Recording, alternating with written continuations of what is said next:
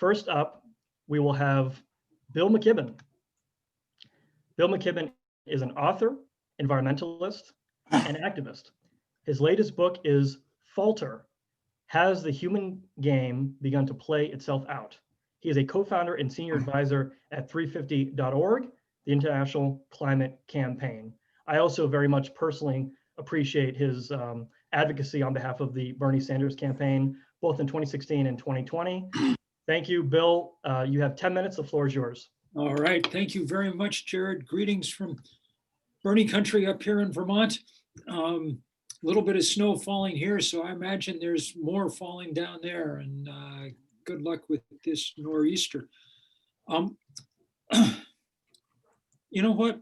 This is good, important conference because it's managing to combine a lot of these issues that have to be combined, because they're not exactly issues, they're more like conditions that are starting to just overwhelm our system. So let me give you just the example that's on my heart this morning, because it's very ongoing. 3 weeks ago, Hurricane Eta crashed into the Central American coast. 10 days after that, Hurricane Iota crashed into the Central American coast. In fact, it crashed in at just the same place. These were two Cat 4 hurricanes that hit 10 miles apart on the Nicaraguan coast and then followed the same track over Honduras and Guatemala.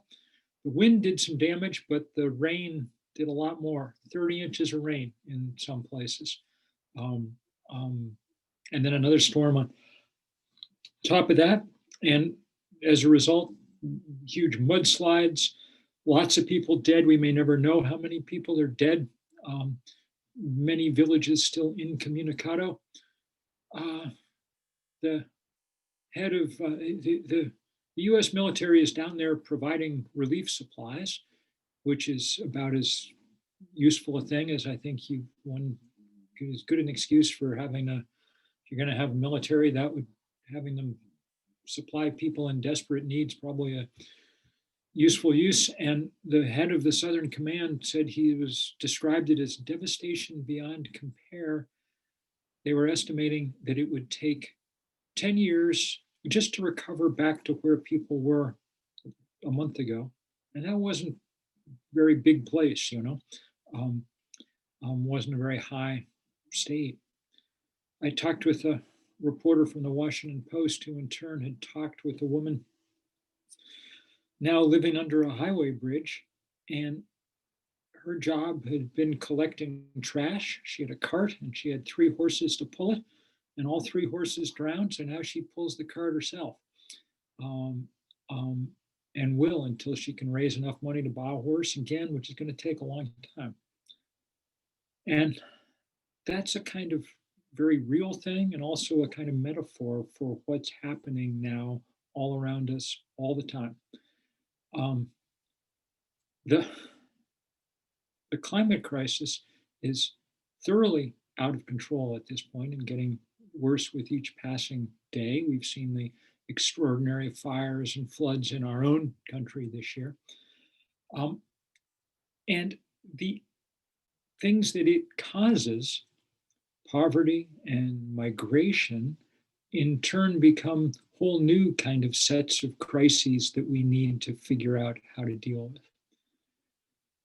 We have some of the answers. Some of them are technological. The engineers have done a good job. We know how to make cheap solar power and wind power now.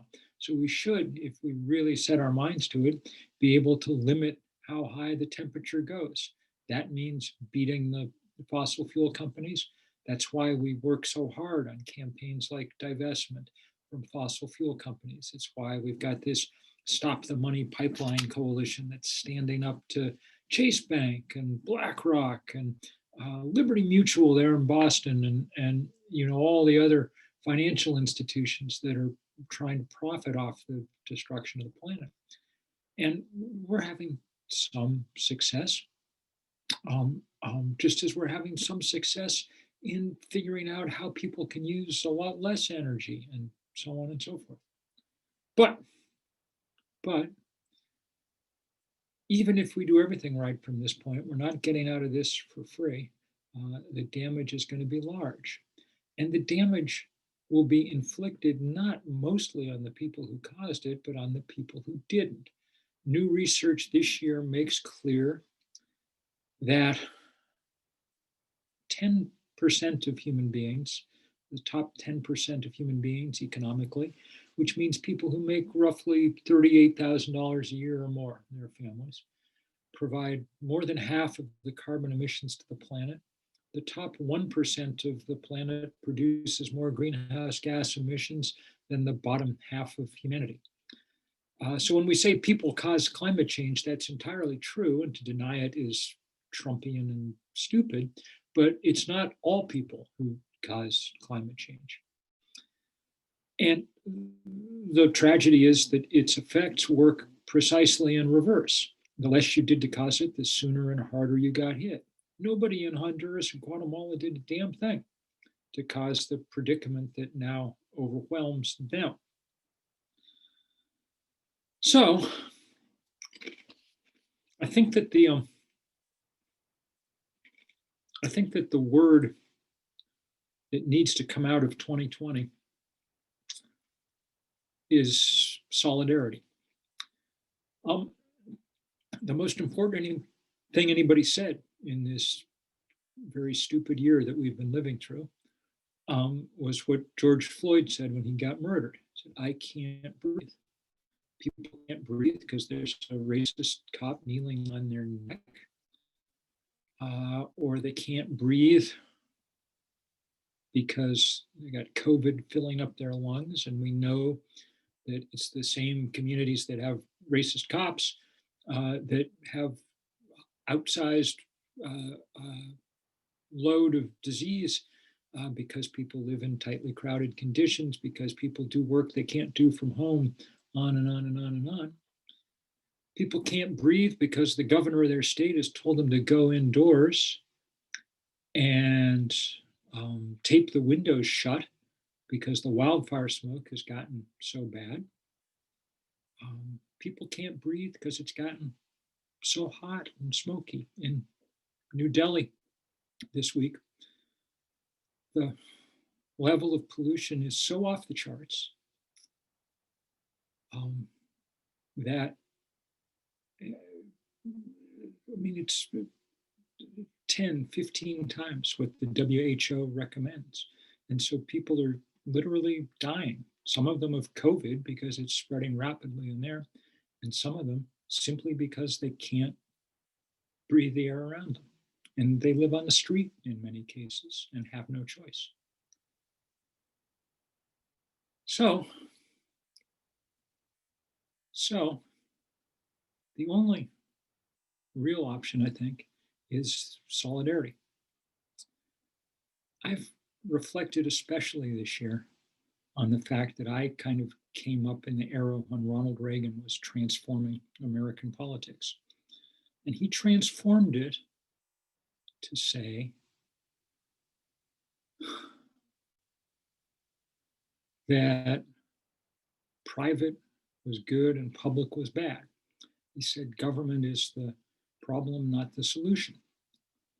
He said, his laugh line in his speeches always was, the 9 scariest words in the English language are, "I'm from the government and I'm here to help." Ha ha ha. But you know, he carried the day with that. He transformed an awful lot of our political attitudes and entered us into a world where what counts is market solving problems and so on and so forth. And we should have seen long ago, but I think this year has proved the limitations of that kind of approach.